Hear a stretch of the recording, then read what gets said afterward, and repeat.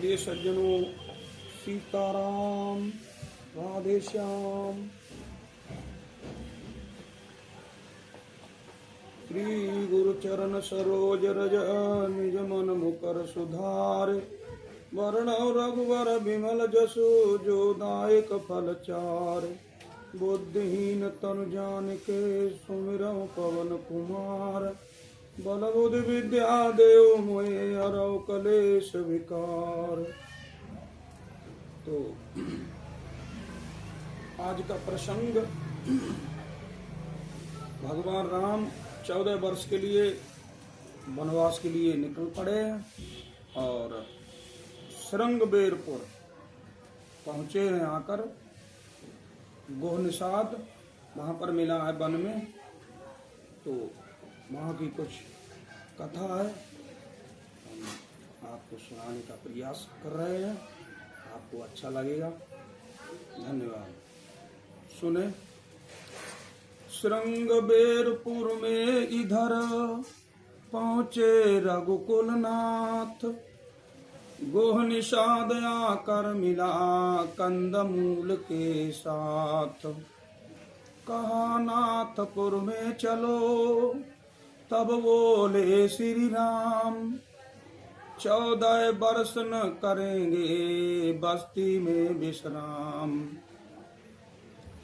कर जोड़ कहा तब सेवक ने, ये है तो यही रहूंगा मैं, ये है तो यही रहूंगा मैं।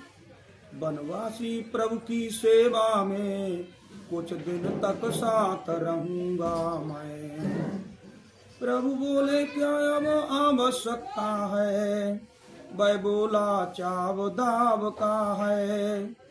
सरकार न इसको ठुकराए, ये हार्दिक भाव दास का है। मौन हो गए दयानिधे, मानो है स्वीकार। सीमा हो जब प्रेम की, तब फिर कहाँ विचार। प्रेम में अगर कोई भी कुछ भी कहता है तो वहां पर कोई विचार नहीं करना चाहिए, उसकी बात को मानना चाहिए।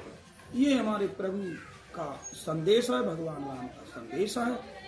इस प्रकार दिन ढल गया, हुआ निशा का काल। एक वृक्ष की छाह में लेटे दीन दयाल। पृथ्वी का पलंग बनाया है, जिस पर पत्तों का बिस्तर है।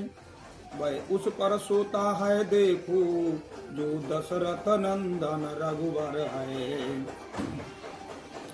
जो रही सदैव हिंडोलों में, इस समय धूल दूसर है वह। जिसको वैदेही कहते हैं, सो रही कुशाओं पर है वह। वीरासन में बैठे हुए लखन, पहरा देते हैं दोनों का, पहरा देते हैं दोनों का। चरितार्थ कर रहे हैं मानो, पृथ्वी पर धर्म सेवकों का। ये परिवर्तन का दृश्य देख, करुणा में डूब निषाद गया, करुणा में डूब निषाद गया। बूढ़ा सुमंत भी दुखी हुआ, रग रग में व्याप विषाद गया। देखा निज साथियों पर जवयों का दारुण क्लेश। लखन लाल ने तब दिया धीरज का उपदेश। आती बहार से नहीं सुखी दुखों की बात। अपनी करनी ही सदा साधक वादक व्रात। अपनी करनी से ही सुख और दुख आते हैं, ऐसा लक्ष्मण जी कहते हैं। जब ये संसार स्वप्नवत है, तो उन्नत अवनित धोखा है। तब उन्नत अवनित धोखा है। सपने का राजा और रंग तो होना न होना में क्या है। जीवों की ये अवस्थाएं बस घोर मोह की रातें हैं। इन रातों में जो होती है वे सब सपने की बातें हैं। या वे जग जाते हैं जिन पर कुछ कृपा इसकी होती है, कुछ कृपा इसकी होती है। इस धारा से तरना हो तो हरि का सुमिरन करना अच्छा है। बस यही समझ कर दुनिया का सुख दुख सहन करना अच्छा। इस धारा से तरना हो तो हरि का सुमिरन करना अच्छा। कोई भी दुख हो परेशानी हो तो हरि का भजन ही हमारा एक साधक है। परिणाम अच्छा होगा। भगवान से जुड़े रहने में बहुत शांति मिलती है और हमारे कार्य और दुख सब संपन्न हो जाते हैं। राधे राधे।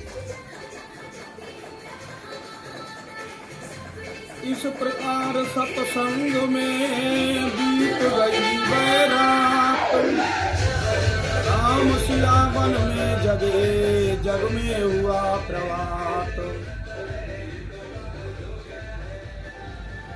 नेक्स्ट आगे पढ़ेंगे। इतना ही, धन्यवाद।